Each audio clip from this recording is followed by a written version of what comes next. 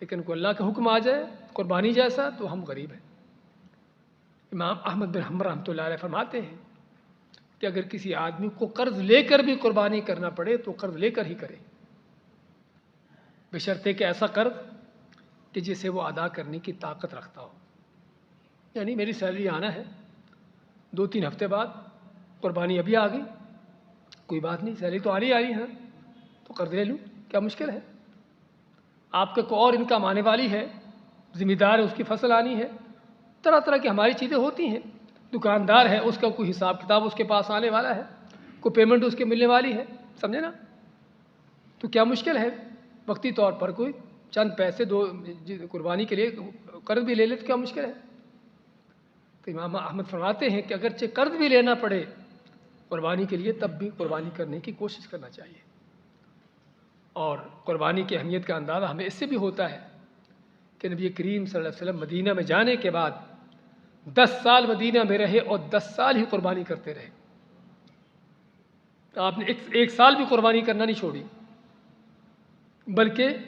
صرف ایک جانور نہیں بلکہ 2 جانور ذبح کرتے ہیں، ایک اپنے اور اپنے گھر والوں کی طرف سے،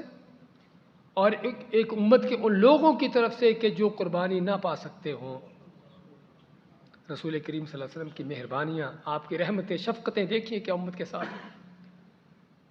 ہم 1400 سال کے بعد آ رہے ہیں، ہمارے غریبوں کی قربانیاں آپ پہلے کر دیں، اس سے بڑھ کر اور رحمت و شفقتوں کا کیا اور انداز ہو سکتا ہے، اور ہماری آپ کے ساتھ کیا بے وفائیاں ہیں وہ بھی ہم دیکھ لیں۔ تو بات کر رہے تھے کہ آپ ہر سال قربانی کرتے رہے، حالانکہ مدینہ کے شروع کے سال غربت کے سال تھے، کھانے کو روٹی بھی نہیں ملتی تھی، لیکن قربانی کا یہ فریضہ کہہ لیجئے، یہ اللہ تعالیٰ کا عظیم حکم اس قدر آپ کے ہاں اہم تھا کہ پھر بھی قربانی کرنا تھی۔ آپ کے گھر میں 2 مہینے تک چولہا نہیں جلتا تھا، سوائے پانی کھجور کے اور کچھ کھانے کو نہیں ہوتا تھا، اور کبھی یہ کھجور بھی نہیں ہوتی تھی، لیکن قربانی پھر بھی کرنا تھی۔ اس سے ہمیں ایک اور بڑی اہم بات کا اندازہ ہوتا ہے کہ جو آج کل ہمارے بڑے بڑے روشن خیال، بڑے بڑے عقل مند آتے ہیں، بھی تم اتنی قربانیاں کرتے ہو، اتنے جانور ایک ہی وقت میں ذبح کر کے گوشت کو کھایا جاتا ہے، کو نہیں کھایا جاتا، تو اس کی بجائے کو اور تمہارے کام کسی غریب کی مدد کر دو، کسی کی بیٹی بیٹھی ہے شادی ہونے کے لیے، اس کو جہیز چاہیے، اس کی شادی پر خرچ کر دو، اور اس طرح طرح کے پروجیکٹ پیش کیے جاتے ہیں۔ لیکن یہ پروجیکٹ کب پیش کیے جاتے ہیں؟ جب کو قربانی کا وقت آئے یا کو حج کا موقع آئے۔ تم حج کرنے جا رہے، اتنے پیسے خرچ کرو گے، اتنے لاکھوں، وہی کسی غریب کی مدد کر دو، اور بڑے اچھے جھانسے دیے جاتے ہیں، اور ہم بھی سمجھتے ہیں کہ واقعی بات تو صحیح ہے، ابھی 18 لاکھ روپے خرچ کر کے حج پہ جو جانا ہے تو اس کی جگہ پر کتنی بچیوں کی شادیاں ہو جائیں گی، کتنے غریبوں کے گھر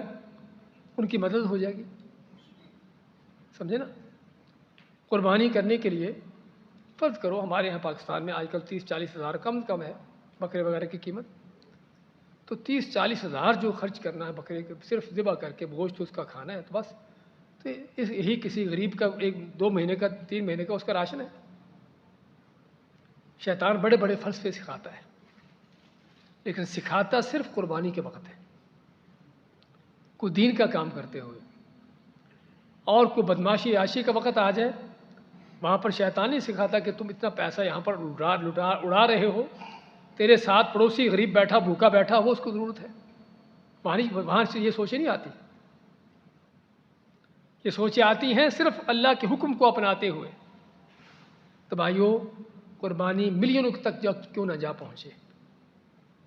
معاشرے کے اندر لوگ بھوکے کیوں نہ مر رہے ہوں،